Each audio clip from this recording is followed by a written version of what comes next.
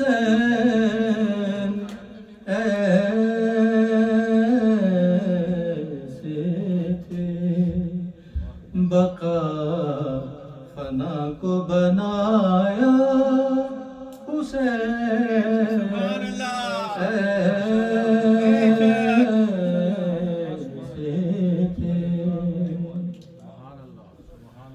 سپاہ شام شجاعت کا لوح مان گئی دبے نہ لاکھوں سے تنہا حسین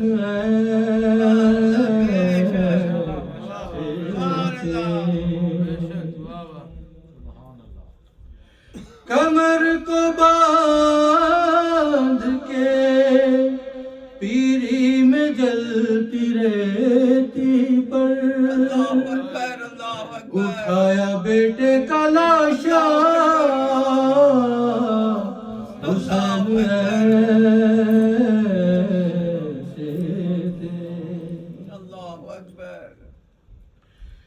جوان کی لاش اٹھائی بنائی قبر صغیر کہیں بھی عزم نہ بدلا حسین ایسے تھے ہزار شکر کے سجدے شہید کرتا ہے بنایا قطرے کو دریا حسین ایسے تھے چھری کے نیچے وہ خالق سے پیار کی باتیں اجل کو ہو گیا سکتا حسین ایسے تھے خدا کی راہ میں گھر کو لٹا کے جنگل میں دلوں پہ کر لیا قبضہ حسین ایسے تھے ماشاءاللہ مخالفت پہ زمانہ تھا اس طرح لیکن وہی کیا جو کہا تھا حسین ایسے تھے لہو سے سینچ کے اپنے زمین سے لاکو زمین کو خلد بنایا حسین ایسے تھے بغور سن لے زمانہ ماشاءاللہ صلی علی محمد وآل محمد بلند تر صلوات اللہم صلی علی محمد وآل محمد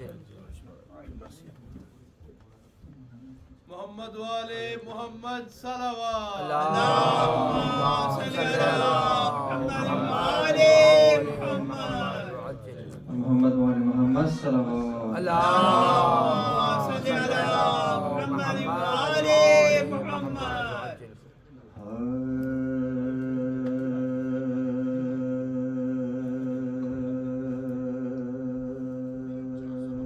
ماشاءاللہ جس کی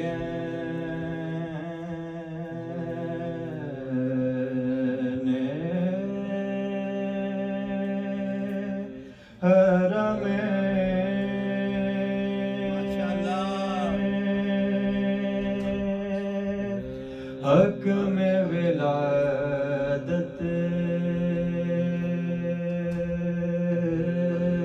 سبحان اللہ ہو جائے جس کی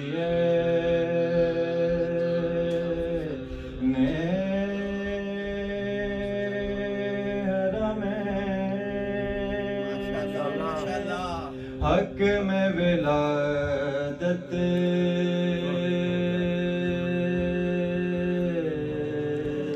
ہو جائے اور کیوں نہ وہ قبلائے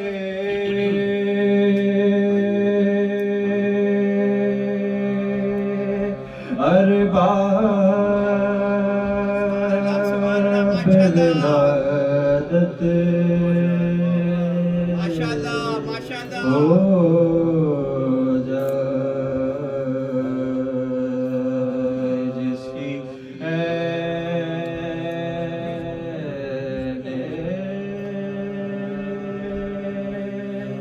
حرم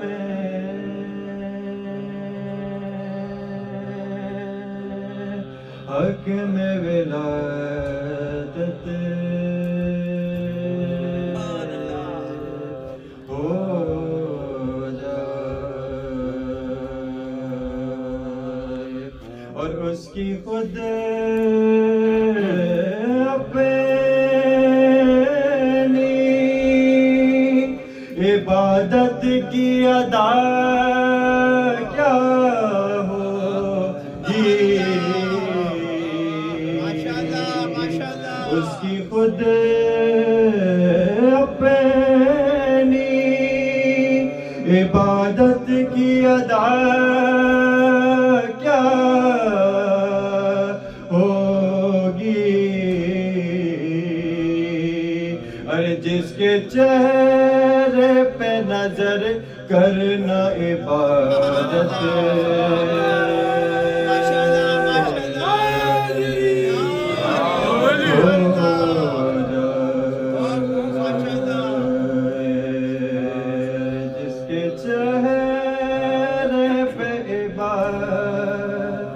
جس کے چہرے پہ نظر کرنا عبادت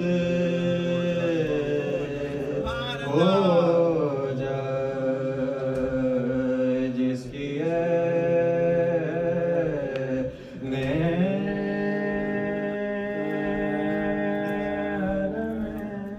ماشاءاللہ ماشاءاللہ جزاک اللہ سبحان اللہ فاتحہ اعوذ باللہ من الشیطان الرجیم بسم اللہ الرحمن الرحیم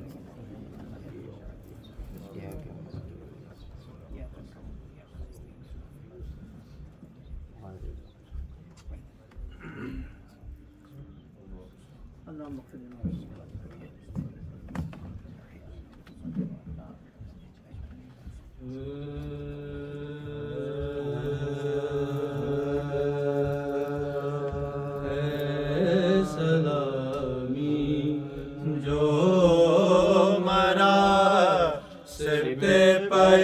پیغمبر کے لیے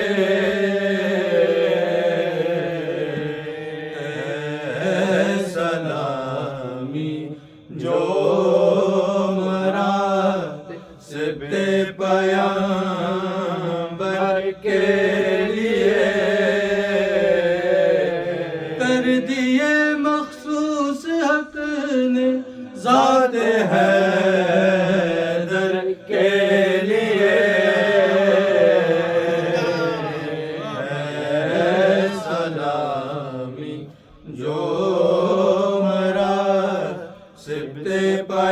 پیغمبر کے لیے یوں تو تھے نسل علی میں سب ہی بے مثل و نظیر یوں تو تھے نسل علی میں سب ہی بے مثل و نظیر پر قیامت پر امامت تھی فقط شبیر و شبر کے لیے،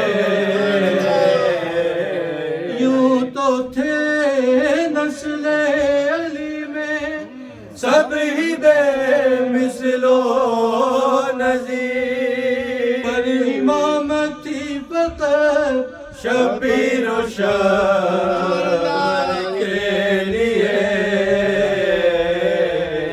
اے سلامی جو مرا سبت پیامبر کے لیے،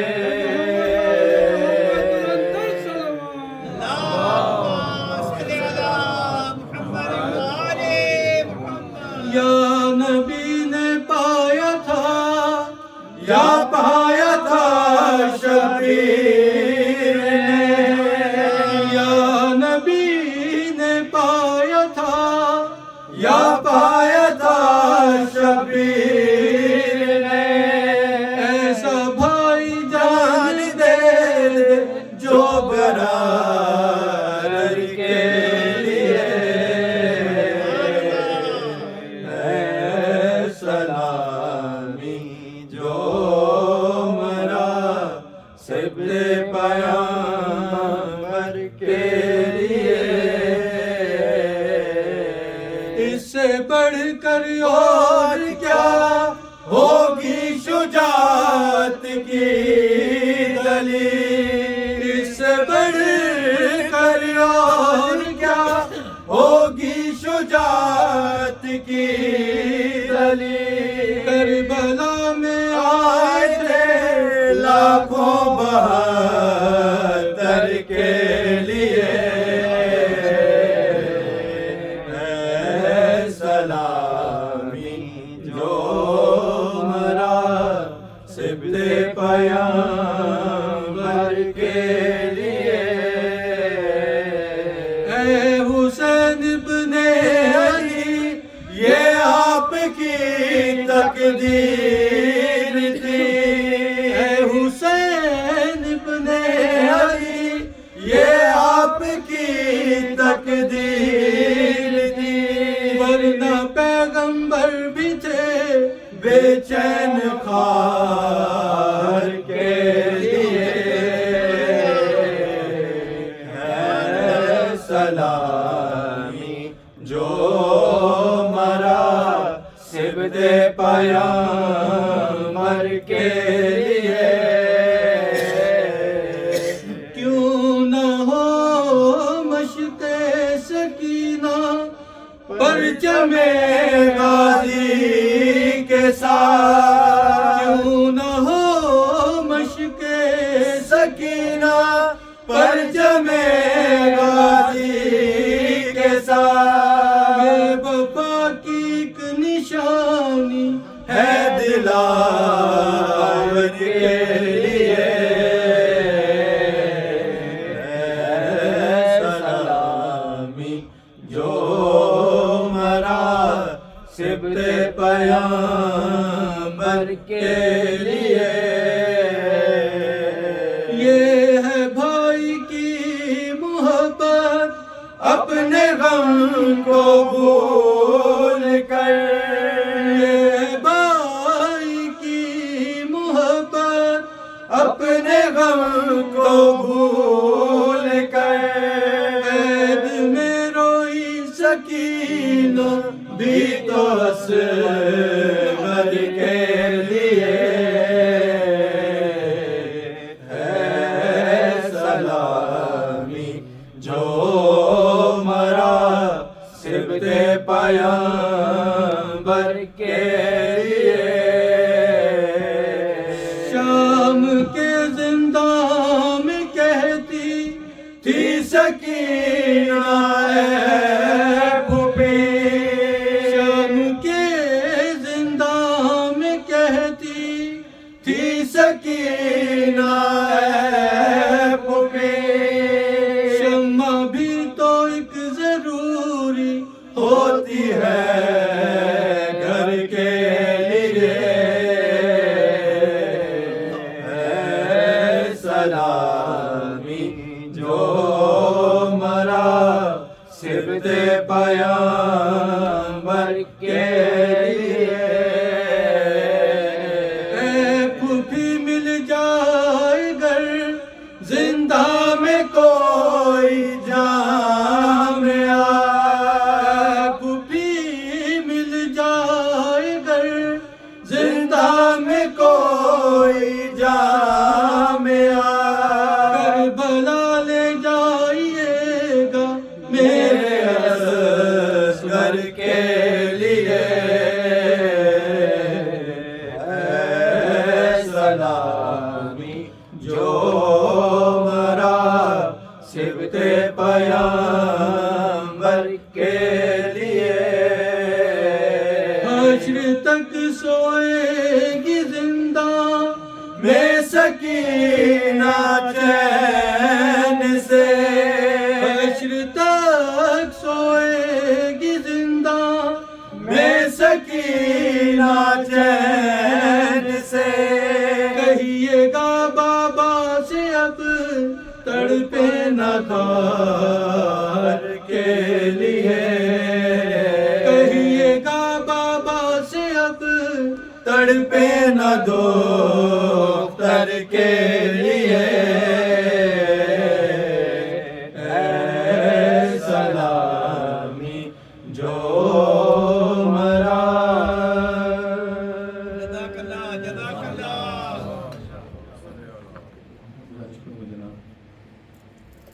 مولانا سے ممبر پر تشریف لائیں اور آج کے مجلس میں خطاب فرمائیں کیونکہ ٹائم مختصر ہوتا ہے آپ سب سے گزارش ہے کہ وقت پہ تشریف لایا کریے تاکہ ہم 8:30 بجے مولانا کو ممبر سونپ دیں گے تاکہ ہمیں ماتم داری کا بھی وقت مل سکے ایک درود بھیجیے مولانا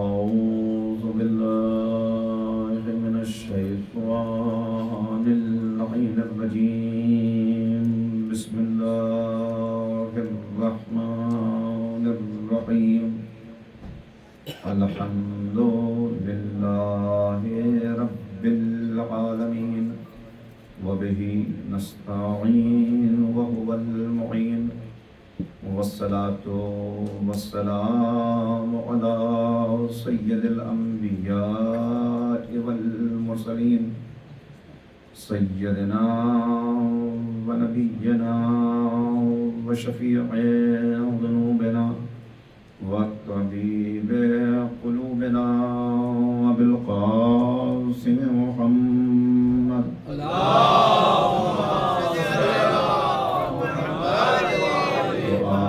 الطيبين الطاهرين المعصومين المظلومين المنتخبين المنتجبين أما بعد فقد قال الله تبارك وتعالى في كتابه المجيد وفرقانه الرشيد وقوله الحق بسم الله الرحمن الرحيم قد جاءكم من الله نور وكتاب مبين صدق الله العلي العظيم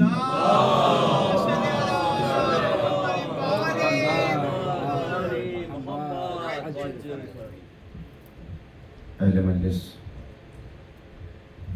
قرآن کریم کا یہ واضح اعلان اور اس کے ضمن میں ہمارا موضوع گفتگو قرآن اور اہل بیت جو آج فکر و بحث کے تیسرے مرحلے میں داخل ہو رہا ہے. میں نے کل جو باتیں آپ کی خدمت میں عرض کی اس کا ماحصل اور مغز یہ ہے کہ میں نے عرض کیا کہ عمل کی عمارت تعمیر ہوتی ہے عقیدے کی بنیاد پر، اور عقیدہ جتنا صحیح ہو، جتنا مضبوط ہو، جتنا پختہ ہو، اتنا ہی انسان عمل کی دنیا میں آگے بڑھتا چلا جاتا ہے. اور یہ بھی آپ کی خدمت میں عرض کر دوں کہ یہ تو ممکن ہے کہ انسان کے عمل میں اگر کچھ کمی رہ جائے، اس لیے کہ ویسا عمل جو ہم سے مطلوب ہے وہ شاید ہم نہ کر سکیں۔ جیسی نماز ہم سے مانگی گئی، ہماری نماز بھی کوئی نماز ہے، مگر تیری بارگاہ میں حاضر ہیں تاکہ جب تیرے سامنے حاضر ہوں تو بندے بن کے حاضر ہوں، باغی بن کے حاضر ہوں۔ لہذا جیسی ہم سے پڑھی جاتی ہے معبود ہم پڑھ رہے ہیں، جیسا روزہ رکھا جاتا ہے وہ رکھ رہے ہیں، لیکن جیسا درکار ہے، جو کوالٹی چاہیے، کوئی یہ دعویٰ نہیں کر سکتا کہ وہ ویسی نماز پڑھ رہا ہے کہ جو قبول ہو گئی اس کی بارگاہ میں۔ تو یہ اگر کمی رہ گئی تو اس کمی کے لیے گنجائش ہے، وہ ارحم الراحمین ہے، وہ معاف کر دے گا۔ اولاد لائق نکل آئے، والدین میں کے اعمال میں کچھ کمی رہ جائے، اولاد لائق ہو، اس کو احساس ہو، تو اب والد چلے گئے اس دنیا سے، ان کی نمازیں باقی ہیں، بیٹے کو خیال آ گیا، اس نے پوری کر دی۔ اس سب میں کہیں نہ کہیں کچھ گنجائش موجود ہے، لیکن کہیں ہے اس میں گنجائش کہ ایک باپ اس عالم میں دنیا سے گزر جائے کہ مشرک ہو، اور بعد میں بیٹا چاہے کہ اس مشرک کو مومن شمار کر لیا جائے۔ لہذا عمل میں ہر انسان کے لیے لازم ہے کہ جب عقیدہ آ گیا تو پھر اس عقیدے کا اظہار عمل سے ہو، لیکن اگر کوئی کمزوری رہ گئی تو اس میں کہیں گنجائش ہے، اللہ معاف کر دے گا، اہل بیت کی شفاعت کام آ جائے گی، سیدہ کونین اپنی شفاعت سے بخشش کرا لیں گی۔ لیکن اگر عقیدے میں کمزوری رہ جائے تو اس عقیدے کی کمزوری کا ازالہ ہرگز ممکن نہیں۔ لہذا کہا گیا یہاں عقائد کو اپنے درست کر لینا، اور معصومین کے یہاں آپ کو یہ بات نظر آئے گی، وقت کم ہوگا، میں اشارے کرتا ہوا آگے بڑھوں گا کہ امام کی خدمت میں آنے والا آیا۔ ابتدا میں یہ واقعہ سن لیجئے تاکہ پھر آئندہ مجھے تیزی سے گزرنا پڑ جائے۔ ایک مرتبہ صلوات پڑھ دیں۔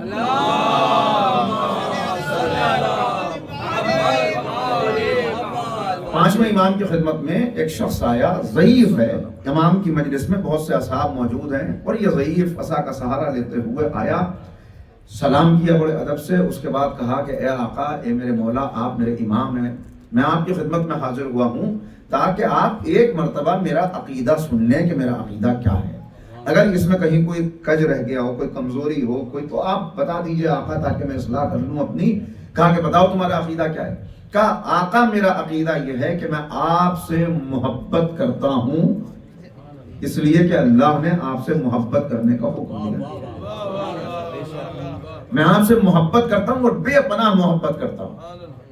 آقا میرا عقیدہ یہ ہے کہ میں آپ کے محبوں سے بھی محبت کرتا ہوں، بغیر کسی لالچ کی وجہ سے، بغیر کسی چاہت کی بنا پر، بس اس لیے ان سے محبت کرتا ہوں کہ وہ آپ کے محب ہیں۔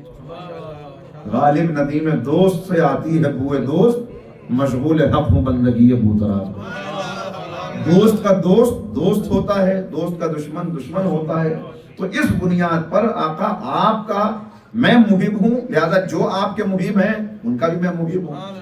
آپ کے دشمنوں کو دشمن رکھتا ہوں، کسی ذاتی دشمنی کی بنا پر نہیں کہ انہوں نے میرے ساتھ کوئی زیادتی کی ہے، میرے ساتھ زیادتی کی ہوگی میں معاف کر دوں گا، لیکن آپ کا کوئی دشمن ہوگا تو میں اس کو معاف نہیں کروں گا، چونکہ آپ کا دشمن ہے لہذا میرا دشمن ہے، لہذا میرا یہ عقیدہ ہے۔ آقا ہر وہ کام کرنا چاہتا ہوں جس کا آپ نے حکم دیا، کوشش کرتا ہوں کہ اس کو بجا لاؤں۔ دعویٰ نہیں ہے کہ میں کر لیتا ہوں، لیکن میری کوشش ہوتی ہے ہر اس راستے سے رکتا ہوں جس سے آپ نے روکا، اور اس دنیا کو آپ کی حکومت کے ذریعے آباد دیکھنا چاہتا ہوں۔ یہ میرا عقیدہ ہے۔ مولا دیکھیے 5 چیزیں بتائیں، آپ سے محبت، آپ کے محبوں سے محبت، آپ کے دشمنوں سے دشمنی، آپ نے جو حلال و حرام بتایا اس پہ عمل، اور اس دنیا میں آپ کی حکومت کا خواہاں ہوں، خواہش مند ہوں۔ یہ میرا عقیدہ ہے۔ آقا بتائیے کیا میرا عقیدہ صحیح ہے؟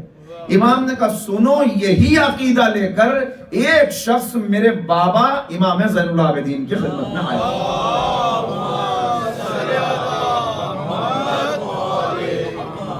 لیکن امام اپنی طرف سے جواب دے سکتے تھے، بھائی تمہارا یہ عقیدہ ہے، اس کے اندر کچھ کمی ہو تو بتا دیتے، کمی ہے، صحیح ہوتا تو کہہ دیتے، لیکن امام نے ایک اور ریفرنس دیا تاکہ بات 2 معصومین کے ذریعے سے پہنچ جائے۔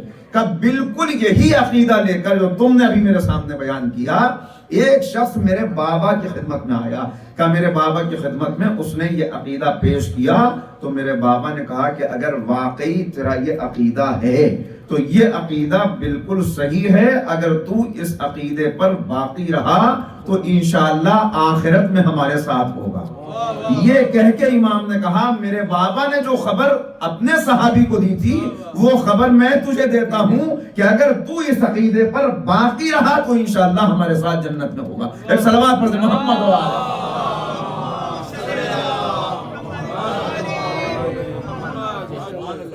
اس نے سنا، زار و قطار رویا، اتنا گریہ کیا اس ضعیف نے کہ بش خاک گر پڑا۔ اس کے بعد افاقہ ہوا، اٹھا، پانی پلایا، لوگوں نے ذرا ہوا کی تو کھڑا ہوا۔ فرزند رسول اجازت دے دیجئے، آپ کے ہاتھ کا بوسہ لینا چاہتا ہوں، اجازت دے دیجئے۔ ہاتھ کا بوسہ لیا اور اس کے بعد روتا ہوا، شکر کرتا ہوا، پالنے والے تیرا شکر ہے، میرے امام نے میرے عقیدے پر مہر لگا دی۔ جانے لگا تو امام نے اصحاب سے کہا اس دنیا میں کسی کو جنتی کو دیکھنا ہو تو اس شخص کو دیکھنا۔ تو عقیدہ اور عمل، قرآن اور اہل بیت کا ساتھ اسی لیے ضروری ہے کہ انسان کا عقیدہ بھی مضبوط رہے اور عمل کی دنیا میں بھی پیچھے نہ ہٹنے پائے۔ جو میں نے آپ کے خدمت طول تاریخ میں اگر آپ دیکھیں، روز اول سے لے کر آج تک اور آج سے لے کر قیامت تک ایسے افراد، ایسے قبیلے، ایسی قومیں، ایسے فکر سے گمراہ کرنے والے، ایسی باطل افکار کو عام کرنے والے آپ کو نظر آئیں گے کہ جنہوں نے عقائد پر شدید حملے کیے، جس میں کچھ میں نے آج اشارہ آپ کی خدمت میں کیا کہ توحید کے عقیدے کو کس قدر بگاڑا گیا، ہر معصوم کے دور میں بگاڑا گیا اور آج تک بگاڑا جا رہا ہے۔ آج بھی آپ کو ایسے افراد نظر آ جائیں گے کہ جن کی کتابوں میں یہ لکھا ہوا ہے، جو یہ باتیں کرتے ہوئے نظر آتے ہیں کہ اللہ کا وہ تو ایسا ہے، جو میں نے کل کچھ اشارہ کر دیا آپ کی خدمت میں کہ یہ اس کا قد ہے، ایسا اس کا تخت ہے، ہرے رنگ کا لباس پہنتا ہے، سونے کے طرح چمکدار جوتے ہیں جو اس کے پیر میں رہتے ہیں، اور جب وہ تخت کے اوپر بیٹھتا ہے اور جب وہ ذرا سا اپنی پنڈلی کو دکھائے گا کپڑا ہٹا کر تو سب سجدے میں گر جائیں گے، نعوذ باللہ۔ یہ سارے اس تجسیم کا اور یہ عقائد رکھنے والے ہر امام کے دور میں رہے۔ کیسے امام نے دفاع کیا، جتنا موقع ہوگا اتنا عرض کرتا ہوگا، آگے بڑھوں گا۔ تو یہ حد کیا ہوئی؟ حد کیا ہوئی کہ کہا صاحب جب بالکل آخر میں فیصلہ ہو جائے گا اور جہنمیوں کو جہنم میں داخل کیا جائے گا تو جہنم پکارتا رہے گا حل من مزید، حل من مزید، میرا پیٹ نہیں بھرا، اور آخر میں نعوذ باللہ نقل کفر نباشت، آخر میں اللہ اپنا پیر جہنم میں داخل کر دے گا، تب جہنم کا پیٹ بھرے گا۔ یہ ہے عقیدے کو بگاڑنا۔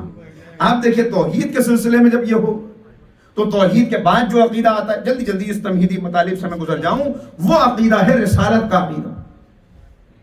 رسالت کے عقیدے میں کیسے بگاڑ پیدا کیے گئے، دو اشارے اس کے صرف کرتا ہوا آگے بڑھوں۔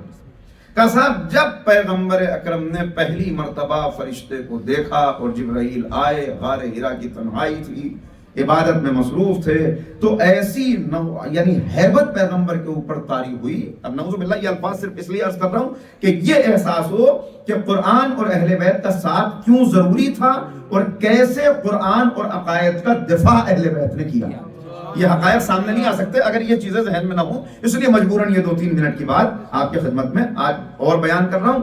کیسے؟ کہا صاحب اتنا ہیبت طاری ہوئی اور اتنا پیغمبر نے اپنے سینے میں تنگی محسوس کی کہ تو بات آپ نے سنی کہ وہ سینے کو نعوذ باللہ چاک کیا، لیکن اس سے بھی خطرناک جملہ میں آپ کو سنانے جا رہا ہوں۔ کہا اتنی ایسی ہیبت طاری ہوئی کہ نعوذ باللہ پیغمبر خودکشی کرنے کا خیال کرنے لگے۔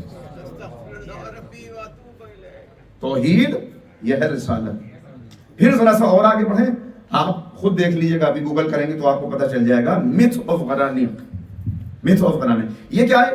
یہ عقیدہ کہنے لگے صاحب ایک مرتبہ کیا ہوا کہ جبرائیل جب پیغمبر کے پاس آیتیں لے کر نازل ہوئے تو نبی کو آیتیں سنا رہے تھے، ان آیتوں کو سنتے ہوئے ذرا جبرائیل رکے، بیچ میں پوز آیا کہیں، اس پوز کا جو زمانہ مختصر تھا اس میں شیطان نے 2 آیتیں اپنی شامل کر لیں. تو پیغمبر وہ آیتیں سن رہے تھے اور نبی کریم فرق ہی نہ کر سکے کہ یہ جو 2 آیتیں ہیں یہ جبریل نے نہیں سنائی، یہ شیطان نے سنائی ہیں، اور نبی نے ان کو بھی نعوذ باللہ آیت سمجھ لی. اور کر رہے ہیں یعنی پیغمبر کی بعثت کا آغاز وہاں پر بھی توہین رسالت، درمیان کا زمانہ وہاں پر بھی توہین رسالت، اور آخر زمانہ کی بات تو آپ مجھ سے زیادہ سن چکے ہیں کہ جب پیغمبر اکرم نے کہا کہ میں جاتے جاتے ایک وصیت لکھوا دینا چاہتا ہوں تاکہ تم کبھی گمراہ نہ ہو تو ذرا جلدی سے مجھ کو قلم دعوات لا دو، تو ایسے عالم میں کہا کہ نعوذ باللہ ان کے ذہن پر یہ کہاں سے باتیں چل رہی ہیں، توحید کے اوپر حملے، رسالت کے اوپر حملے. دیکھیں یہیں پر اب میں جملہ کہنے جا رہا ہوں، یہ جو پیغمبر اکرم کے متعلق باتیں کی گئیں، یہ خیال کرنے لگے، یہ باتیں آنے لگیں، وسوسہ پیدا ہونے لگا، اور نعوذ باللہ اس سے بھی زیادہ ہے مگر میں اس کو بیان کرنا نہیں چاہتا کہ کیا کیا ہوا. یہ کیوں؟ یہ نتیجہ ہے ہادی کو غیر معصوم ماننے کا. اسی لیے ہم یہ کہتے ہیں کہ ہادی کا معصوم ہونا، ہادی کی فضیلت بعد میں ہے، دین کی ضرورت پہلے ہے. ایک صلوات پڑھ دیں محمد و آل محمد.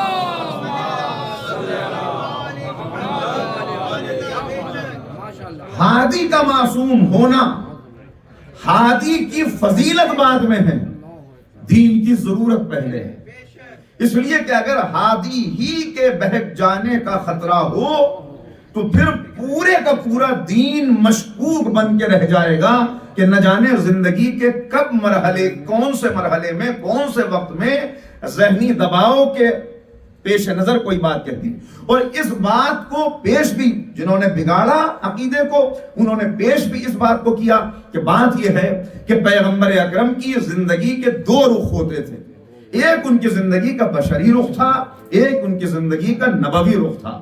تو بشری رخ، ایک بشر، ایک انسان کے جو تقاضے ہوتے ہیں، اس کے جو جذبات ہوتے ہیں، تو بہت سی چیزیں وہ جذبات کے پیش نظر کر لیتا ہے. اس لیے کہ انسان جذبات، کبھی محبت کے جذبات ہیں، کبھی غصے کے جذبات ہیں، کبھی دوسری خواہشات ہیں جو ابھری ہوئی ہیں، تو بہت سی چیزیں انسان جذبات میں آ کر کرتا ہے. تو پیغمبر کی زندگی کو بھی اس سے الگ کر کے نہ دیکھیے گا. ان کی زندگی میں بھی جذبات تھے، محبت کے جذبات. اپنے بھائی سے بڑی محبت کرتے تھے، بیٹے کی طرح پالا تھا. داماد بھی تھا اس لیے محبت اور بڑھ گئی تھی.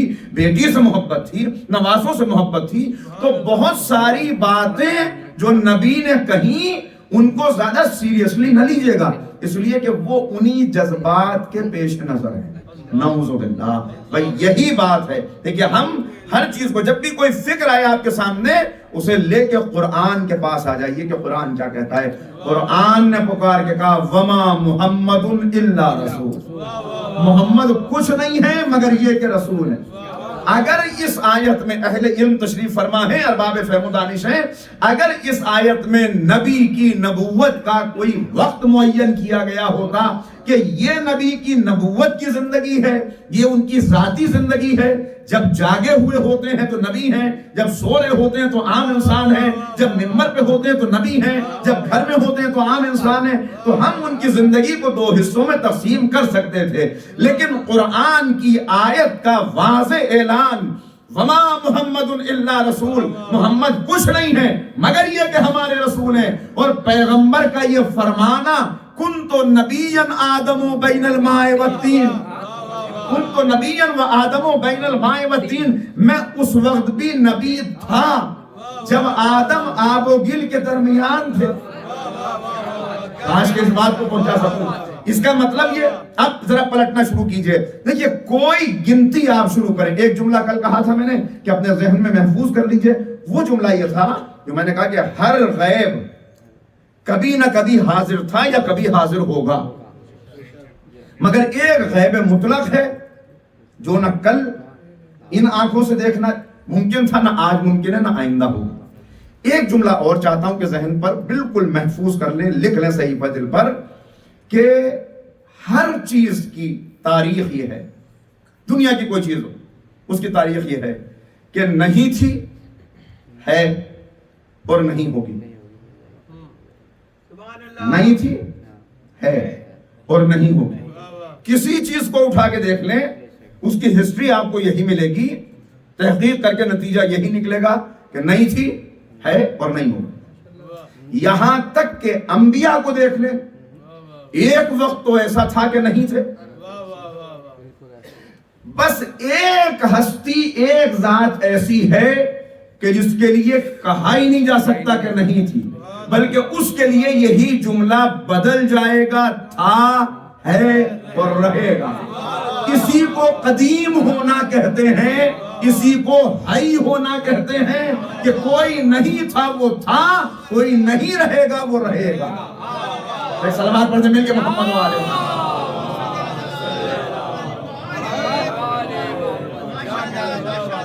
یہ ہے توحید جس کا تعارف اہل بیت نے کرایا۔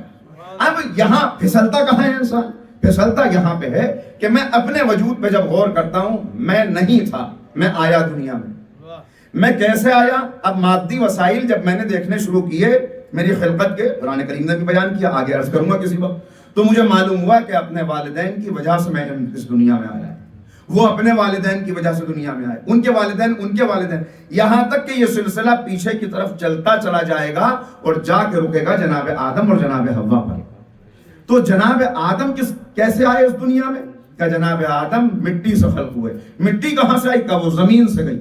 اور ذرا پیچھے پلٹتے چلے جائیے، زمین کا سورج پیچھے ہوتے ہوتے ایک مرحلہ وہ آئے گا کہ اب سوال پیدا ہوگا کہ سب سے پہلے کیا تھا؟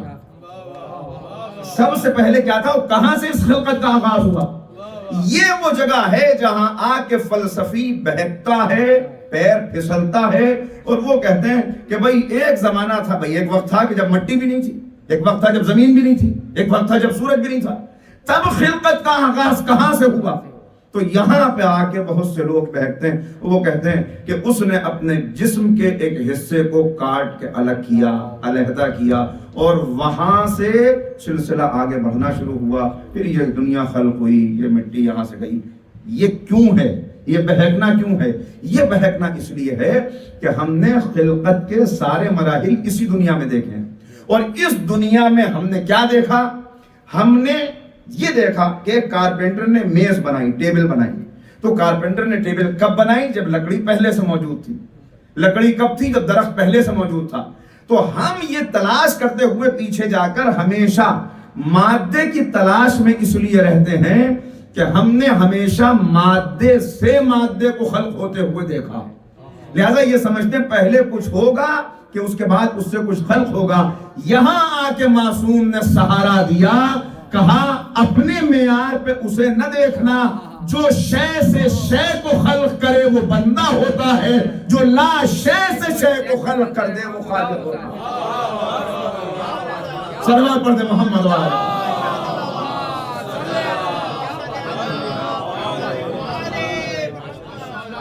لا شے سے شے کو خلق کیا، اور پھر پیچھے پلٹے۔ آپ کاؤنٹنگ کو کہیں تک لے جائیں، 10 لاکھ کی کاؤنٹنگ ہو، اس کو پیچھے بیکورڈ کاؤنٹنگ شروع کریں، کہاں جا کے رکے گی؟ جاتے جاتے آخر میں 1 اور 1 سے پہلے 0، 0 کا اس کی صفر کی کوئی حیثیت نہیں، ایسا ہی ہے کہ نہیں؟ صفر کی تو بڑی حیثیت ہے، مگر منحصر کرتا ہے اس کی پوزیشن پر کہ 0 ہے کہاں۔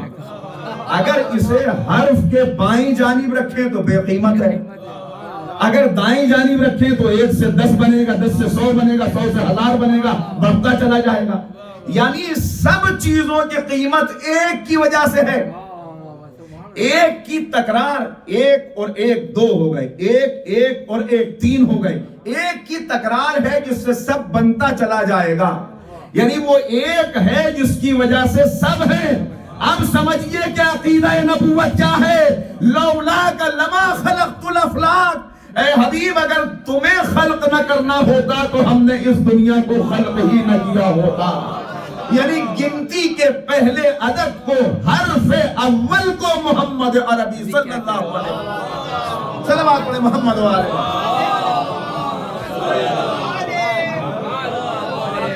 اور اب یہاں تک بات پہنچ، میں جلدی تیزی سے گزر جانا چاہتا ہوں 1-2-5 منٹ کے اندر، یہاں تک بات پہنچ گئی تو اب پیغمبر کی اس بات کو سمجھیں، کنت نبیا وآدم بین الماء والطین، میں اس وقت بھی نبی تھا،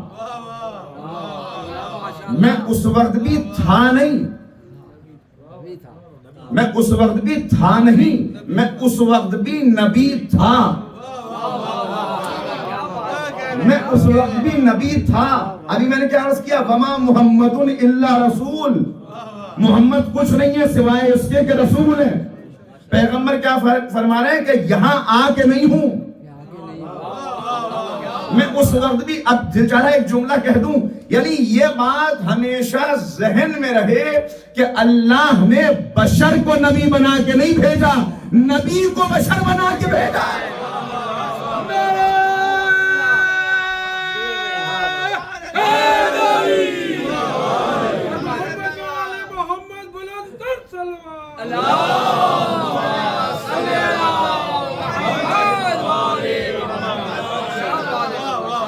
آپ کہہ رہے ہیں 40 سال کی عمر میں نبوت ملی، آپ کہہ رہے ہیں کہ نبوت اتنی محدود تھی، کبھی کبھی وہ بحیثیت بشر کے بھی گفتگو کر دیتے تھے۔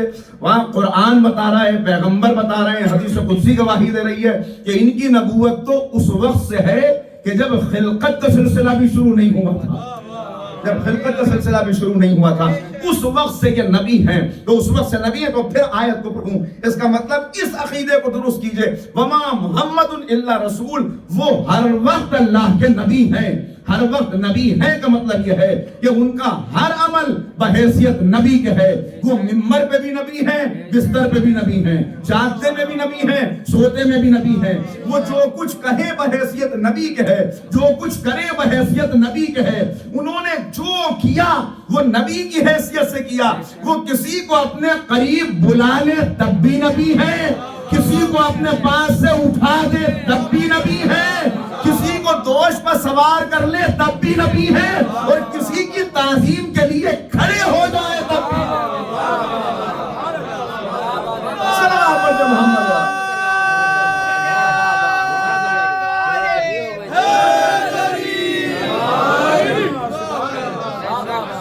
لولاک لما خلقت الافلاک، یہ ہیں عقائد۔ اور پھر یہیں سے دیکھیے، آج اگر اہل بیت کی توہین کوئی کرتا نظر آئے تو آپ پریشان ہو جاتے ہیں، اور ہو جانا چاہیے، لیکن حقیقتاً توہین اہل بیت نتیجہ ہے مقام رسالت و نبوت کو نہ سمجھنے کا۔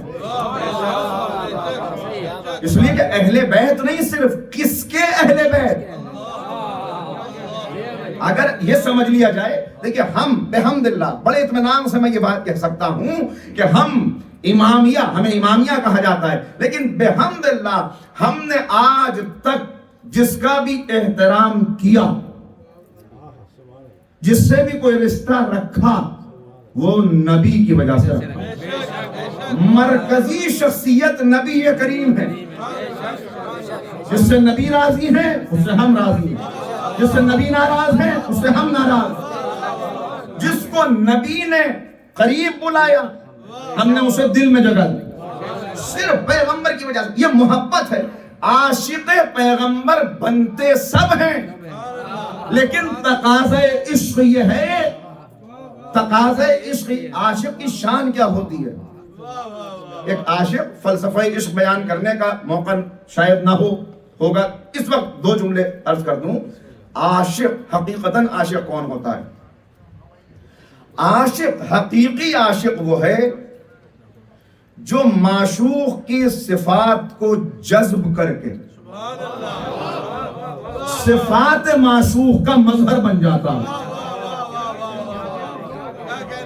صفات معشوق کی صفات کو جذب کرتا ہے، جذب کرتا ہے، جذب کرتا ہے، اور جب جذب کرتا چلا جاتا ہے تو ایک مرحلہ وہ آتا ہے کہ یہ صفات معشوق کا مظہر بن جاتا ہے۔ معشوق کی ہر صفت اس کے اندر سے ظاہر ہوتی ہے۔ بندہ اگر رب کا عاشق بن جائے تو صفات خدا کا مظہر بن جاتا ہے، اگر رسول کا عاشق بن جائے تو صفات رسول کا مظہر بن جاتا ہے۔ اچھا، تو کیا صفات خدا اور صفات رسول الگ ہے؟ ابھی بات آ جائے گی نا کہ صفات خدا۔ یہاں میں آپ سے ایک سوال کروں گا، آپ نے آئینہ دیکھا ہے؟ آئینہ آج سب لوگوں نے آئینہ دیکھا ہے؟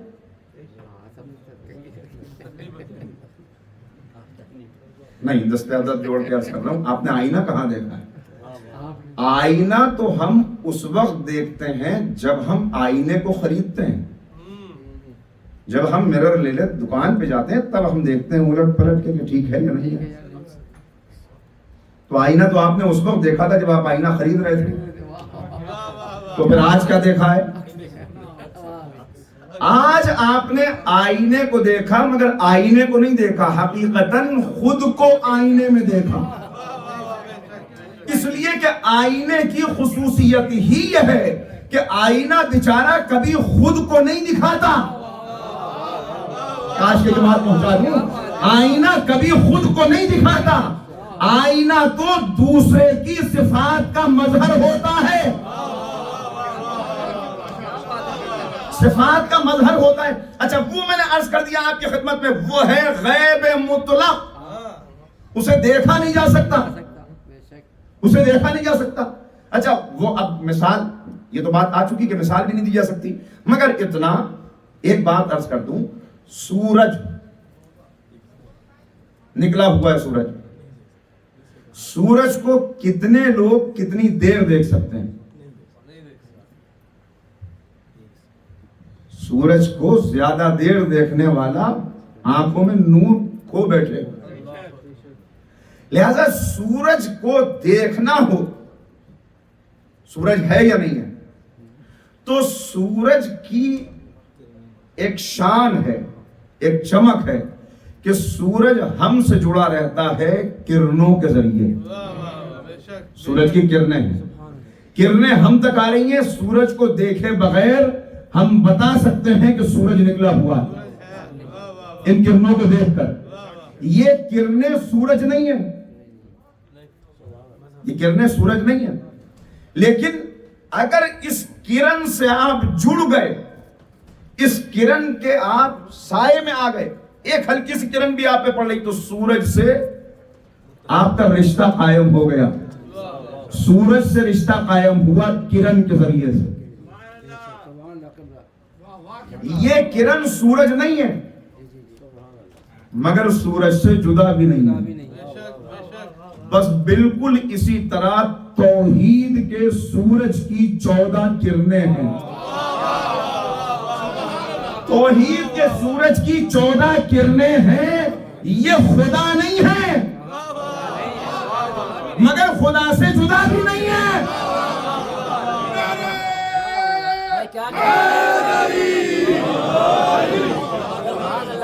خدا نہیں، خدا سے جدا نہیں. میں نے عرض کیا یہ اس کی صفات کے مظہر ہیں، اسی لیے کہ تم راہ بھٹک نہ جاؤ اور ان کے ذریعے سے اس سے وابستہ رہو. اس نے ان کا تعارف کراتے ہوئے ان کے ناموں کو بھی اپنے نام سے مشتق کر کے اپنی صفات کا مظہر بنا دیا. وہ محمود تھا انہیں محمد بنایا، وہ اعلیٰ تھا انہیں علی بنایا، وہ فاطر السماوات تھا انہیں فاطمہ بنایا، وہ محسن تھا انہیں حسن بنایا، وہ قدیم الاحسان تھا انہیں حسین بنایا، وہ معبود تھا انہیں زین العابدین بنایا، وہ باقر العلوم تھا انہیں محمد باقر بنایا، وہ صادق الوعد تھا انہیں جعفر صادق بنایا، وہ کاظم الغیظ تھا انہیں موسیٰ کاظم بنایا، اسے رضا پسند تھی انہیں علی رضا بنایا، اسے تقوی محبوب تھا انہیں محمد تقی بنایا، وہ نقی مزاج تھا انہیں علی نقی بنایا، وہ عسکرانہ شان کا حامل تھا انہیں حسن عسکری بنایا، اور وہ غیب مطلق تھا آخری کو غیبت کے پردے میں.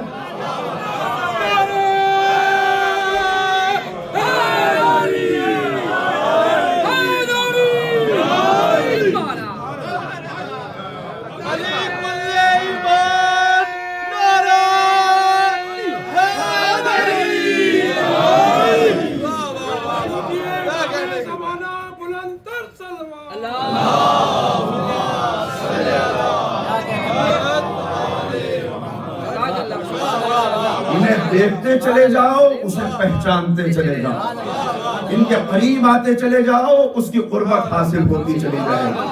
تو میں نے عرض کیا کہ ہم یہ خود ہر دن یہ دعا کرتے ہیں، یہ مانگتے ہیں، یہ طلب کرتے ہیں، پالنے والے تیری قربت. انی اتقرب الی اللہ، میں چاہتا ہوں اللہ کی قربت. کس کے ذریعے سے؟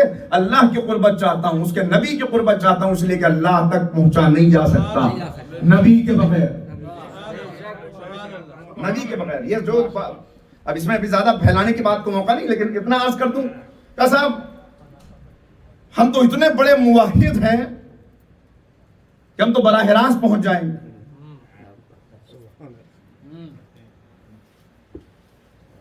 خدا کی قسم اس تک پہنچنے کا باب یہی ہے. مل نہیں سکتا خدا ان کا وسیلہ چھوڑ کر. باب فہم موجود ہیں, اہل ادب تشریف فرما ہے. مل نہیں سکتا خدا ان کا وسیلہ چھوڑ کر, غیر ممکن ہے کہ چڑھیے چھت پہ زینہ چھوڑ کر. اہل بیت کے دشمنوں پہ لعنت, محمد والے محمد بلند تر صلوات.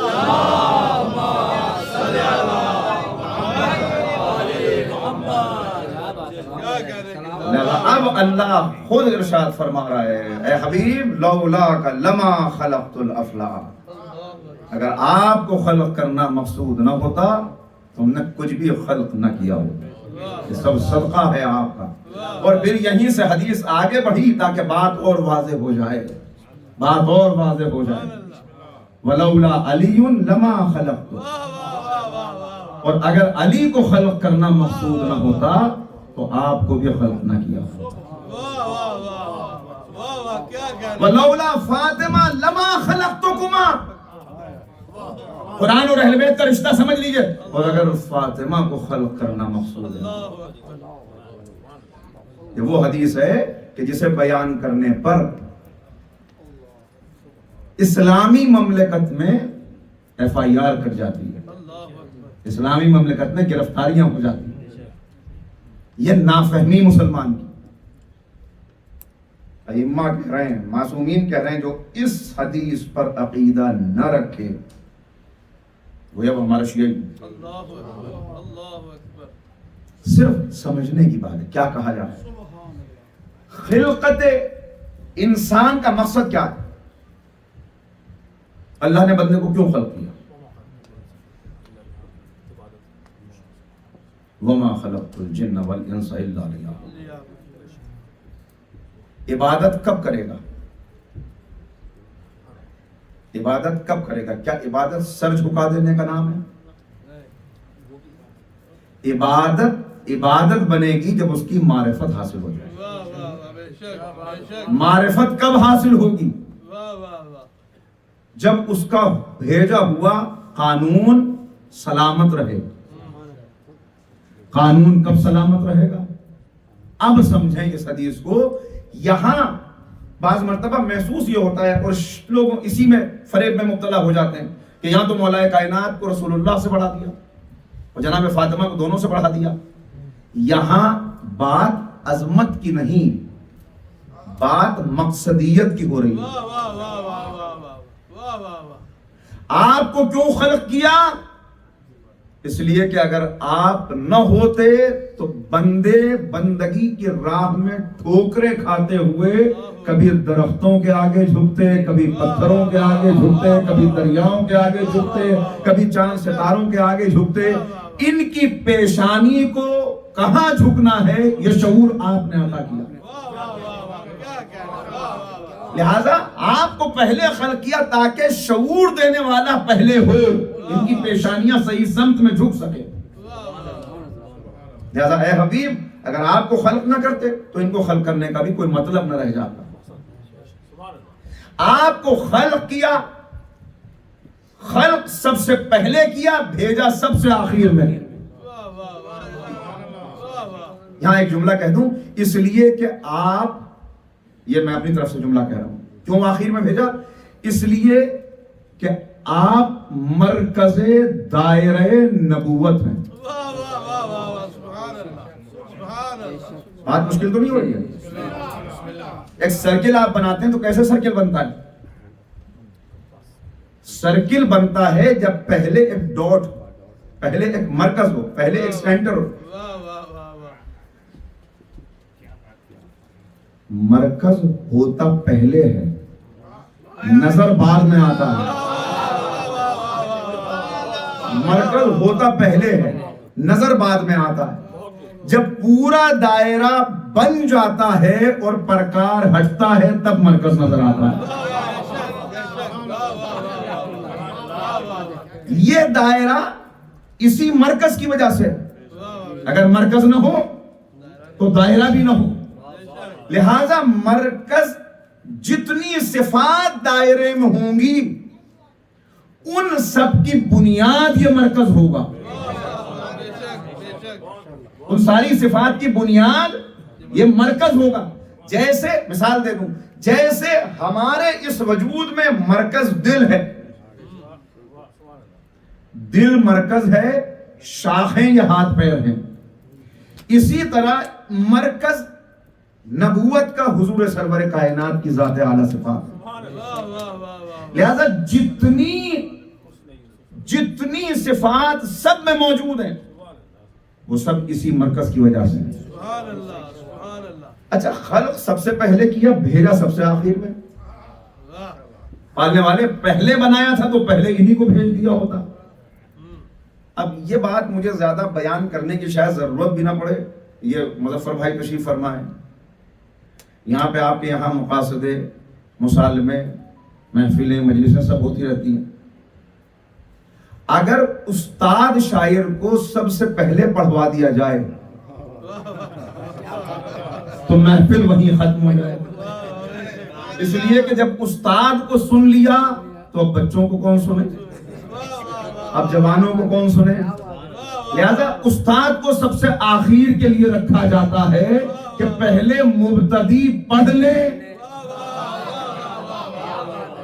بالکل اسی طرح خلق سب سے پہلے کیا، لیکن یہ سید و سردار تھے تو پہلے اوروں کو بھیجا تاکہ اگر پہلے یہ آ جائیں، ان کا حسن دیکھ لے تو حسن یوسف کی کیا قیمت رہ جائے.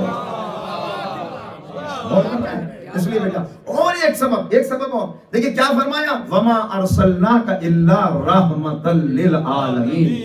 ہم نے آپ کو عالمین کے لیے رحمت بنا کر بھیجا. رحمت جب آنے والی ہو، رحمت کیا ہے؟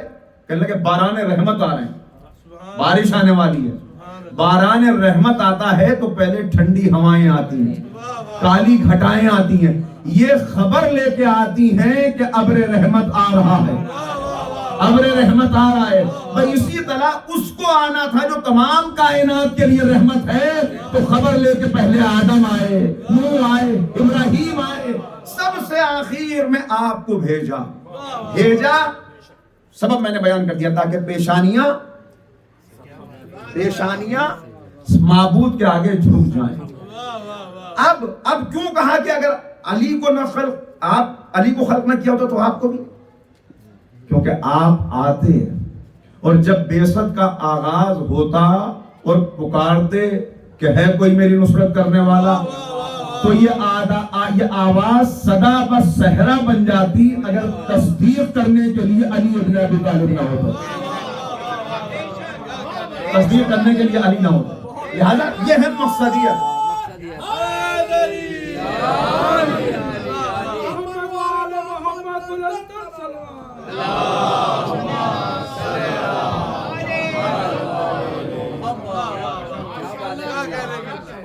آپ پیغام نبوت، کار نبوت کیا ہے؟ اللہ سے دین لے کر بندوں تک پہنچا دینا، یہ نبوت کی ذمہ داری ہے. آپ تو نبوت کی ذمہ داری ادا کر دیتے، لیکن اس کے بعد اگر کوئی اس قانون کی حفاظت کرنے والا نہ ہوگا تو یہ دین وہیں کا وہیں مٹ جاتا. لہذا اب کہا کہ اس دین کی حفاظت کے لیے ہم نے بحر عصمت اور بحر ولایت کو جمع کر کے کوثر کا سلسلہ جاری کیا تاکہ کوثر ہدایت کے دھارے سے ہمیشہ ہدایت کا پانی بہتا رہے، پیاسے سیراب ہوتے رہے. زبان کے ساتھ دل بولا علی مولا، علی مولا، ایمان نات کے قرآن نعرہ حیدری. اور بس اب موضوع یہاں سے مسلسل آگے بڑھتا جائے گا. یہی وجہ ہے کہ پہلے مرحلے پر ہی پیغمبر اکرم تعارف کرا. پہلے مرحلے پر تعارف, کون ہے جو میری نصرت کرے گا, یہ تعارف تھا, یہ بتانا تھا. اور یہ گویا یہیں سے, دیکھیں میں نے عرض کیا اس سے پہلے غیبت کا اقرار لے چکے. مانو گے اس بات کو, مانیں گے آپ امین ہیں, آپ صادق ہیں, لہذا آپ کی ہر بات کو مانیں گے. تو اب یہاں سے آغاز ہوا اور پکار کے کہا ہے کوئی میری نصرت کرنے والا جو اس مشن کو, اس تحریک کو آگے بڑھانے میں میری نصرت کرے. اب سب نے لکھا, میں اس بات کو زیادہ یہاں رکنا نہیں چاہتا, کہ مولا نے کھڑے ہو کے کہا انا ناصرک یا رسول اللہ, اے اللہ کے رسول آپ کا ناصر میں ہوں. جیسے ہی نصرت کا اعلان کیا, پیغمبر نے کہا یا علی انت اخی و وسیعی و وزیری و خلیفتی صلوات محمد.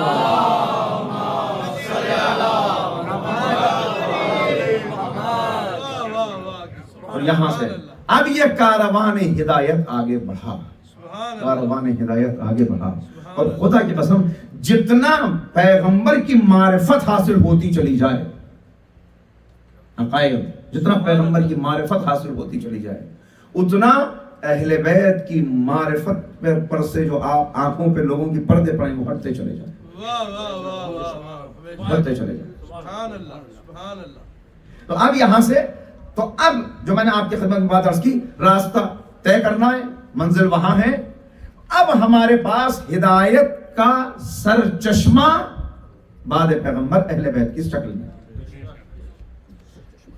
کہنے لگے ٹھیک ہے, تو اب یہاں پہلے تو یہی بات ہوئی کہ اہل بیت سر چشمہ ہدایت ہیں, اہل بیت محافظ قرآن ہیں, اہل بیت قرآن کے ساتھی ہیں, اہل بیت ہر لمحہ یہ صامت ہے, وہ ناطق ہیں. لیکن اب سوال یہ ہے کہ یہ اہل بیت ہیں کون؟ اللہ اکبر, اللہ اکبر. پہلا مسئلہ یہیں پہ پیدا ہوا کہ یہ اہل بیت ہیں کون. کیا لگا اب اس کے اندر کون سے سوال کر رہے ہیں؟ اہل بیت یعنی گھر والے. تو جو پیغمبر کے گھر والے ہیں وہی اہل بیت ہیں. بات واضح ہو, جو پہلے پیغمبر کے گھر والے وہی اہل بیت ہیں. یہی شک پیدا کرنے کے بعد پختہ نہ کیا جا سکے, اسی لیے پیغمبر نے ایک دن خانہ سیدہ میں پہنچ کے کہا میں اپنے بدن میں ذوف محسوس کر رہا ہوں, میں اپنے بدن میں ذوف محسوس کر رہا ہوں. واقعات آپ کے سنے ہوئے ہیں. پھر کیا ہوا کہ ایک چادر کے نیچے 5 ہستیاں جمع ہوئیں. یہ چادر کے نیچے جمع کر کے پہلے ہی دن پیغمبر اعلان کر رہے تھے گھر والے اہل بیت نہیں ہے, چادر والے اہل بیت ہیں.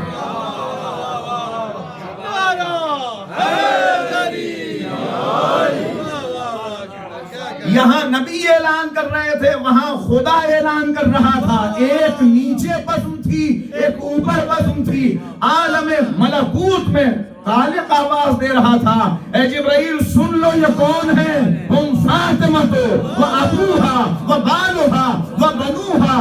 فاطمہ ہیں, ان کے بابا ہیں, ان کے بیٹے ہیں. یہ کیا بتایا جا رہا تھا؟ یہ دوسرا اہل بیت کو پہچاننے کا ذریعہ تھا.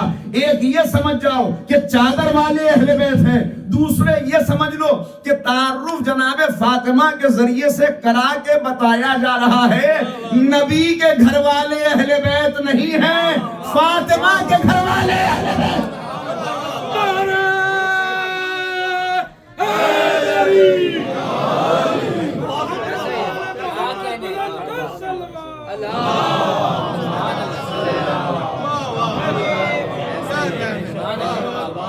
کوئی اختلاف میں پڑھنا نہیں چاہتا, پر جلدی جلدی باتیں.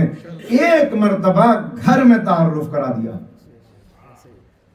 لیکن کل یہ بات آنے والی تھی کہ ہم ہدایت لیں, مگر ہدایت کے تو 3 سورسز ہو سکتے ہیں, 3 ذرائع ہو سکتے ہیں.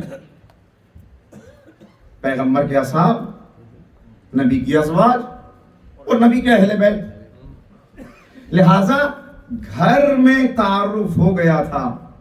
ایک مرتبہ گھر میں جمع کر کے پہچانوا دیا کہ اہل بیت کون ہے. لیکن ابھی اور بات کو واضح کرنا ضروری تھا، لہذا دوسری مرتبہ میدان مباہلہ میں لے کے آ گئے، مباہلہ میں لے کے آ گئے کہ پہچان لو اہل بیت کون ہے۔ مباہلہ عرض کروں گا، اسی لیے علماء نے لکھا، اس آیت تطہیر کے متعلق یہ لکھا گیا، بعض نے لکھا کہ روز مباہلہ سے ایک دن پہلے آیت تطہیر نازل ہوئی، جبکہ پیغمبر مباہلہ کی تیاریاں کر رہے تھے۔ اب مباہلہ اس وقت مجھے پڑھنا نہیں ہے، ورنہ میں پورا منظر آپ کی خدمت میں عرض کرتا کہ آیت آئی، پیغام، اس کے بعد کیسے پیغمبر نے تیاریاں کی، کس انداز سے تیاریاں۔ اور ایک روایت اور آپ کی خدمت میں جلدی سے عرض کر دوں، حوالہ نوٹ کر لیں، جا کے تصدیق کریں۔ اہل سنت کے عالم ہیں شیخ الاسلام ابراہیم ہموینی، وہ بیان فرماتے ہیں کہ ایک دن اصحاب کسی جگہ پر بڑی تعداد میں اصحاب جمع کا پیغمبر اکرم صلی اللہ علیہ وآلہ وسلم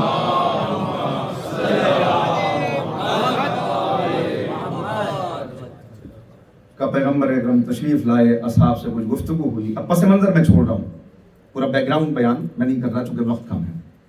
کہا اس کے بعد پیغمبر نے حکم دیا کہ ایک خیمہ بناؤ، کہ ایک خیمہ نصب کیا گیا۔ اصحاب خاموشی سے دیکھ رہے ہیں کہ آج نبی کریم کیا پیغام دینے والے ہیں۔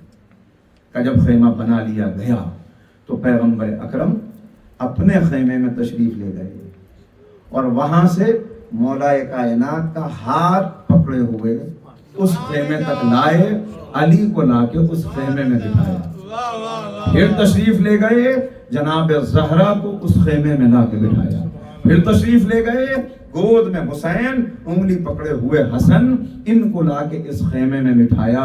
اور جب یہ چاروں ہستیاں اس خیمے میں جمع ہو گئیں تو پیغمبر اکرم نے ایک نیزہ لیا، عجب عالم، عجب کیفیت کی روایت، ایک نیزہ لیا اور نبی کریم وہ نیزہ لے کے اس خیمے کے در پہ کھڑے ہو گئے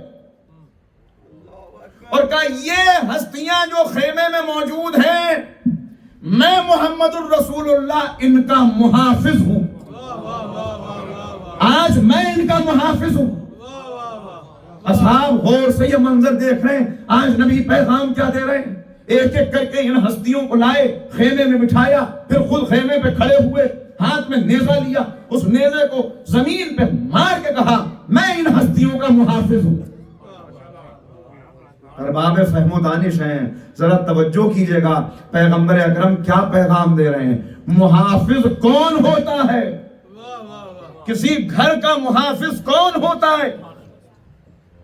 محافظ کا مطلب یہ ہوتا ہے کہ اس محافظ کے بغیر کوئی ان ہستیوں تک پہنچ نہیں سکتا۔ محافظ کا مطلب یہ ہوتا ہے کہ اگر کوئی بری نیت سے عداوت لے کر، بغض لے کر، حسد لے کر، دشمنی لے کر ان ہستیوں تک آئے تو پہلے اسے محافظ کا مقابلہ کرنا پڑتا ہے۔ نہ جانے پیغمبر کی نگاہیں مستقبل کا کون سا منظر دیکھ رہی تھی کہ آج بتا رہے تھے کہ ان کے در پہ آنا تو ادب سے سر جھکاتے ہوئے آنا، اگر ادب سے سر جھکا کے آؤ گے تو میری محبت بھی مل جائے گی، ان کی محبت بھی مل جائے گی، اور اگر ان کے در پہ عداوت لے کر آئے تو محافظ میں موجود، محافظ میں موجود۔ تو یہ تھا تعارف، کتنی جگہ تعارف کرایا، ابھی آگے بات آتی رہے گی انشاءاللہ مرحلہ وار، مگر اتنا کہنے کے ساتھ ٹھیک ہے یہ تین ذرائع ہیں، ازواج، اصحاب اور اہل بیت۔ لیکن اصحاب سے ہدایت لے لیں، جی لے لیں، کوئی حرج نہیں، مگر اتنا خیال رہے کہ دین جو ہمیں چاہیے، قانون جو ہمیں چاہیے، وہ کامل قانون چاہیے، مکمل قانون پر عمل کرنا ہے۔ ہم نے کہا ٹھیک ہے اصحاب سے ہدایت لیں گے، ہم اصحاب کے ساتھ ساتھ پیغمبر کی بزم میں پہنچے. نبی کریم مسجد سے خطبہ دے رہے تھے، اصحاب ساتھ ساتھ تھے. پیغمبر سفر میں چلے، اصحاب ساتھ ساتھ تھے. نبی کریم نے میدان میں سب کو جمع کیا، اصحاب ساتھ ساتھ تھے. پھر دن ڈھل گیا، رات آ گئی. پیغمبر اپنے حجرے کی طرف چلے. جیسے ہی پیغمبر نے اپنے حجرے میں قدم رکھا، اصحاب کی حد آ گئی، اب تم واپس چلے جاؤ. لہذا میدان میں کیا ہوا، مجلس میں کیا ہوا، منبر سے کیا بیان ہوا، یہ سب تو اصحاب سے مل گیا. لیکن پیغمبر جب حالت تہجد میں تھے تو تہجد میں کون سی آیت نازل ہوئی، تہجد میں کون سا پیغام آیا، وہاں اصحاب کی سیرت خاموش ہے. ہم نے کہا ازواج سے لے لیں گے. ہم ازواج مطہرات کی خدمت میں پہنچے کہ ہمیں دین چاہیے، ہدایت چاہیے. انہوں نے کہا جی ہاں یہ حدیث، یہ روایت. لیکن پھر ایک حد آئی، قرآن نے ایک خط کھینچ کے کہا خبردار ازواج رسول گھر کی دہلیز سے باہر قدم نہ نکالنا.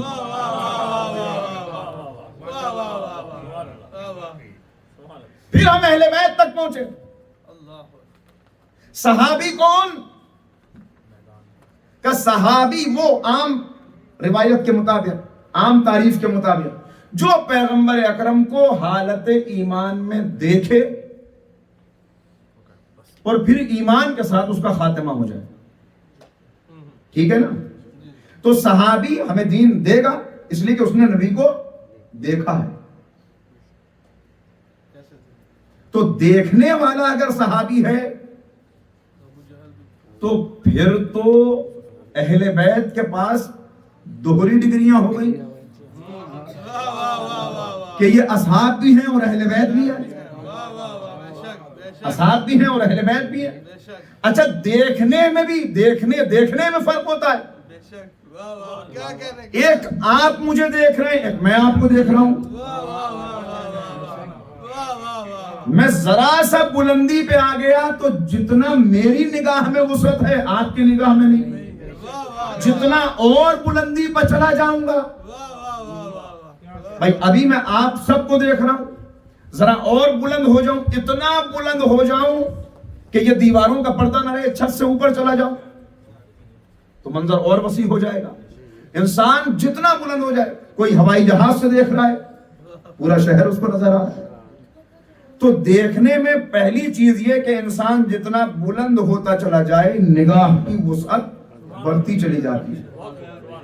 ایک دیکھنا اور ہے، ایک دیکھنا اور ہے. یہ جوان مجھے وہاں سے دیکھ رہا ہے، رضا بھائی مجھے یہاں سے دیکھ رہے ہیں. تو وہاں سے دیکھنے میں اور یہاں سے دیکھنے میں کوئی فرق ہے یا نہیں ہے؟ آپ مجھے براہ راست دیکھ رہے ہیں، کچھ لوگ کیمرے کی آنکھ سے دیکھ رہے ہیں. صحابی وہ جو نبی کو دیکھے، لیکن صحابی کا با ادب ہونا ضروری ہے. با ادب ہوگا تو اسے پتا ہوگا کہاں سے دیکھ سکتا ہوں. صحابی بھی دیکھے گا مگر اہل بیت بھی ہیں، صحابی بھی ہیں. اہل بیت ایسے ہیں کہ جو دیکھیں گے مگر صرف زیر ممبر نہیں دیکھیں گے. پیغمبر آغوش میں اٹھا کے ممبر پر لے آئیں گے تو ممبر سے بھی دیکھیں گے، صرف ممبر سے نہیں دیکھیں گے. سینے پہ لے ڈالیں گے تو لیٹ کے سینے سے دیکھیں گے، صرف سینے سے نہیں دیکھیں گے. بلند کرنے پہ آئیں گے تو اپنے دوش پہ سوار کر لیں گے. ارے آپ جملہ کہنے دیجئے، تخت خلافت تک آنا اور ہے، دوش رسالت تک آنا اور ہے.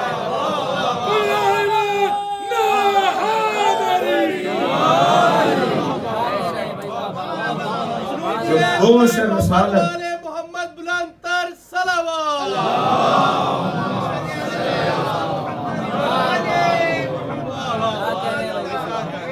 لہذا واقعاً اگر قرآن اور اہل بیت کے اس رشتے کو سمجھتے ہوئے واقعی وہ ہدایت چاہیے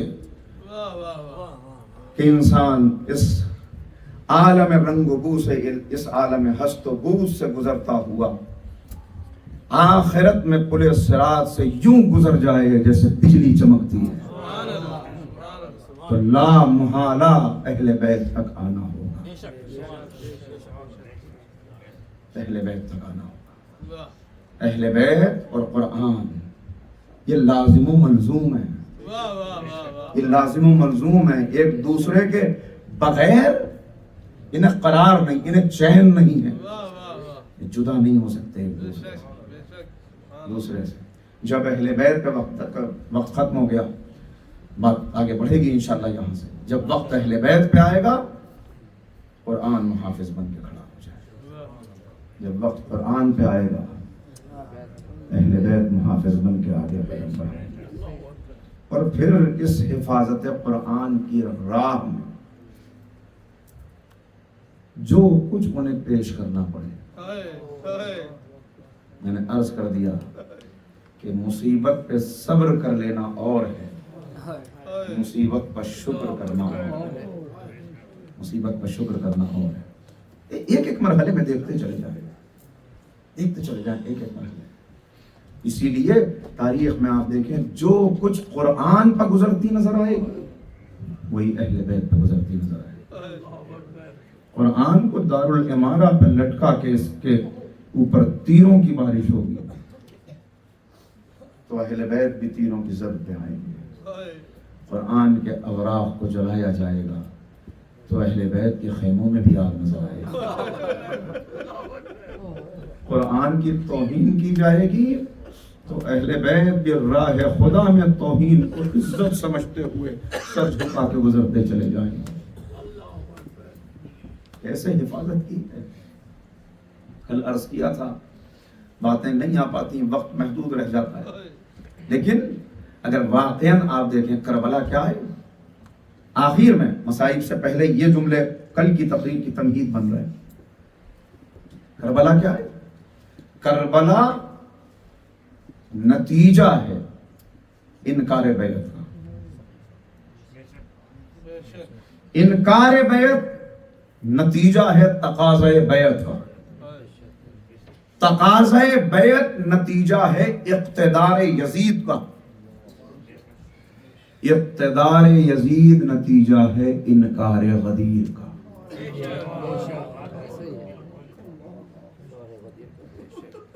اگر غدیر کا انکار نہ ہوتا، اہل بیت کا دامن چھوڑا نہ جاتا تو تاریخ کا رخ کچھ اور ہوگا۔ آج تاریخ کسی اور انداز سے لکھی گئی، لیکن اسی لیے تو معصوم سے جب کسی نے پوچھا کہ مولا، ہر معصوم کے آپ کو یہ روایات نظر آئیں گی، راوی کہتا ہے کہ ہمیں کبھی تصدیق کرنی ہوتی تھی کہ محرم کا چاند نمودار ہو گیا یا نہیں ہوا، کبھی شک ہوتا تھا تو ہم جا کے امام علی رضا کے دروازے کے باہر کھڑے ہو جاتے، کوئی کہتا ہے ہم امام صادق کے دروازے کے باہر کھڑے ہو جاتے تھے اور انتظار کرتے تھے، اگر اندر سے گریہ کی آواز آ رہی ہوتی تھی تو ہم سمجھ جاتے تھے محرم کا چاند نمودار۔ معصوم سے پوچھا اتنا کربلا کا ذکر کیوں، اتنا کربلا کا ذکر کیوں، اتنا کربلا کا ذکر کیوں؟ کہ اس لیے کہ جیسے تم نے غدیر کو بھلا دیا، کہیں کربلا کو بھلا نہ دو، کہیں کربلا کو بھلا نہ دو۔ اگر غدیر کو بھلا نہ دیا گیا ہوتا، کبھی سوچئے گا، میں آگے بڑھنے کے لیے صرف 2 جملے سے چاہ رہا ہے یہاں پہ کہتا ہوا چلوں، کبھی سوچئے گا کہ جس بی بی کی تعظیم کے لیے پیغمبر کھڑے ہو جاتے ہیں، جس در کا تعارف نبی ایسے کرا رہے تھے کہ اس در پہ ایک دو مرتبہ نہیں، آیت تطہیر کے نزول کے بعد 6 مہینے تک نبی کا یہ دستور رہا کہ تیرے فاطمہ پہ آ کے کھڑے ہوتے، چوکھٹ پہ ہاتھ رکھتے اور کہتے السلام علیکم یا اہل بیت النبوہ، اے اہل بیت نبوت تم پر، جس کی تعظیم کا اتنا، اسی لیے اے کیا درد ہے اس جملے میں، کیسے سناؤں گا آپ کو۔ معصوم کا جملہ ہے، مولا کہتے ہیں، سید الساجدین کا جملہ ہے، مولا کہتے ہیں اگر نبی نے، ہمارے نانا نے ہم سے دشمنی کرنے کا حکم دیا گیا ہوتا تب بھی ہم پہ اتنا ہی ظلم ہوتا، جن کی محبت کو اجر رسالت قرار دیا گیا۔ اب جملہ بس آمادہ ہو جائیں اس لیے جملہ کہہ دوں، سنیے گا ان کے ساتھ کیا کیا، ان کے ساتھ یہ کیا کہ وہ بی بی جس کی تعظیم کو رسول اٹھتے تھے، ایسا اجر رسالت ادا کیا کہ وہ بی بی اپنے گھر میں بھی چلتی تھی تو ایک ہاتھ پہلو پہ اور دوسرے ہاتھ سے دیوار کا سہارا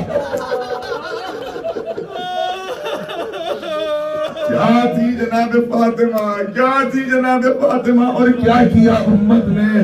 جناب فاطمہ کیا تھی؟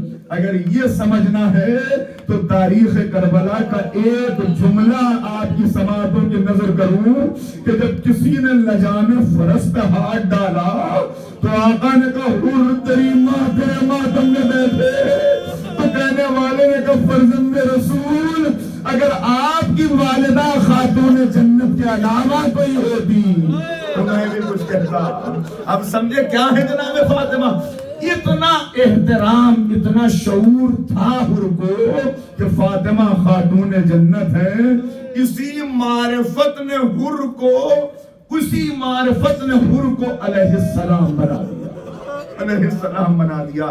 آزادارو کیا کیفیت ہے، رات کے عالم میں حر اپنے خیمے میں ٹہل رہا ہے. غلام نے آ کے حر کے بھائی اور بیٹے کو اطلاع دی کہ آج آقا کی عجب کیفیت ہے، کھانا رکھا ہوا ہے مگر متوجہ نہیں، بے چینی کے عالم میں خیمے میں ٹہل رہے ہیں. بیٹا ایک مرتبہ آگے بڑھا، میں باپ کے پاس جاؤں. بابا کے پاس آیا، بابا یہ آپ کی کیا کیفیت ہے، کھانا رکھا ہوا ہے، پانی رکھا ہوا ہے مگر آپ نے نہ کھانا کھایا نہ پانی پیا. حر آگے بڑھے، بازو پکڑ کے پشتے خیمہ پہ لے کے آئے. میرے بیٹے کچھ آوازیں سنائی دے رہی ہیں. ایک مرتبہ بیٹے نے غور سے سنا کہ بابا ہاں، کہ کیسی آوازیں؟ کہ ننھے بچے ہیں جو کہہ رہے ہیں ہائے پیاس، ہائے پیاس. میں ایک مرتبہ حر نے کہا یہ اس کے بچے ہیں جس نے ہمارے جانوروں کو بھی سیراب کیا، جانوروں کو بھی سیراب کیا تھا. آیت اللہ باقر الحکیم، بڑی شخصیت ہے، بالکل بزرگ ہو گئے، 90 سال کے قریب سن ہے. جناب حر کے روزے پہ پہنچے اور جناب حر کے روزے کے قائدی کھڑے ہو کے کہنے لگے اے حر میں علم میں تم سے زیادہ ہوں، لیکن اے حر جب بھی تمہاری بارگاہ میں آتا ہوں ایک عجیب ہیبت ہے جو میرے اوپر طاری ہو جاتی ہے. اے حر یہ تمہارا ایمان ہے، یہ تمہاری قربانی ہے، یہ تمہارا ایثار ہے. چوتھے امام کہہ رہے کہ حر بھی کیا حر تھا کہ جس نے اپنا سب کچھ حسین پہ قربان کر دیا. لیجئے ایک مرتبہ کا بیٹا میں نے فیصلہ کر لیا. بابا کیا فیصلہ کیا؟ اے میرے لال اب میں یہاں نہیں رہوں گا، میں فرزند رسول کی خدمت میں چلا جاؤں گا، اپنی خطا کی معافی مانگوں گا. بیٹے نے کہا وہ معاف کر دیں گے، پر تو نہیں جانتا وہ کریم ابن کریم ان کے سینے میں بڑا دل ہے. بس ایک مرتبہ کہا میرے لال میری سواری تیار کرو. سواری تیار ہوئی، جب حر سوار ہوئے بیٹے نے کہا بابا آپ اکیلے نہیں جائیں گے، میں بھی ساتھ چلوں گا. بھائی آگے بڑھا، میں بھی ساتھ چلوں گا. غلام آگے آیا، آقا جب جہنم میں تھے تو مجھے ساتھ رکھا، اب جنت میں مجھے چھوڑے جاتے ہیں، میں بھی ساتھ چلوں گا. بس منظر دیکھ لو، وقت تمام ہو رہا ہے. ادھر یہ چھوٹا سا کارواں آگے بڑھا، ادھر حسین کرسی پہ بیٹھے ہوئے تھے. آقا اٹھ کے کھڑے ہوئے، آواز دی عباس، علی اکبر، یہ میرے جوانوں قریب آؤ. سب قریب آئے، کہا دیکھو میرا مہمان آ رہا ہے. عباس تم بڑھ کے بھیا حر کا استقبال کرو. عباس تم آگے بڑھو. علی اکبر حر کے ساتھ حر کا بیٹا بھی ہے، اس کے استقبال کے لیے تم جاؤ، اس کے استقبال کے لیے تم آگے بڑھو. اور پھر ایک مرتبہ آقا خود بھی آگے بڑھے. کہا بابا آپ کہاں جا رہے ہیں؟ آقا آپ کہاں جا رہے ہیں؟ اللہ اللہ کیسا کریم ہے میرا آقا. کہا حر کے ساتھ اس کا غلام بھی ہے، غلام کا استقبال میں حسین. آگے بڑھے. لیجئے وقت تمام ہوا، اجازت چھوڑتے ہوئے الغرض قافلہ قریب آیا. حر نے اپنے آپ کو قدموں پر گرایا. فرزند رسول کیا میری خطا بھی معاف ہو سکتی ہے؟ کہا حر میں نے معاف کیا، میرے خدا نے معاف کیا. کہا آقا بس اب سینہ تنگی کر رہا ہے، جنگ کی اجازت دے دیجئے. مگر آقا اس سے پہلے ایک درخواست ہے، سننا عزادارو، دلوں پہ ہاتھ رکھنا اور پرسہ دے دینا.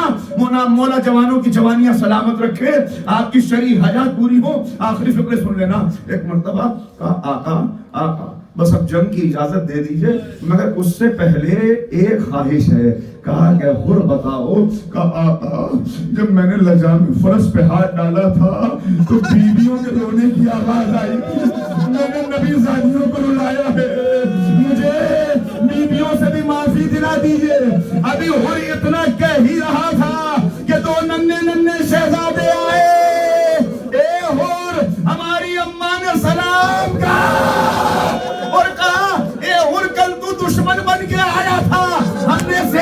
کیا تھا، مگر آج خیمے میں قطرہ پانی نہیں۔ وہ کہتا ہے مولا اجازت دے دیجئے، بیٹا آگے بڑھا، کہا بابا پہلے مجھے اجازت دلائیے۔ ان کی آخری فکرے بیٹے کو اجازت ملی، انہوں نے کہا آقا اپنے سامنے بیٹے کو مرتے دیکھنا چاہتا ہوں۔ میدان میں آیا، جنگ کی، جنگ کرتے کرتے وہ وقت آیا کہ اپنے بابا کو آواز دی، بابا میرا آخری سلام۔ بیٹے کی آواز پر باپ کتنی جلدی دوڑتا ہے، کتنی جلدی دوڑا ہوگا مجھے خبر نہیں، لیکن جب بیٹے کے لاشے پہ پہنچا تو دیکھا کہ کوئی پہلے سے لاش پہ جھکا ہوا لاش کو اٹھانے کی کوشش کر رہا ہے۔ ایک مرتبہ دیکھا، کیا دیکھا؟ آقا آقا آپ نے یہ کیا کیا؟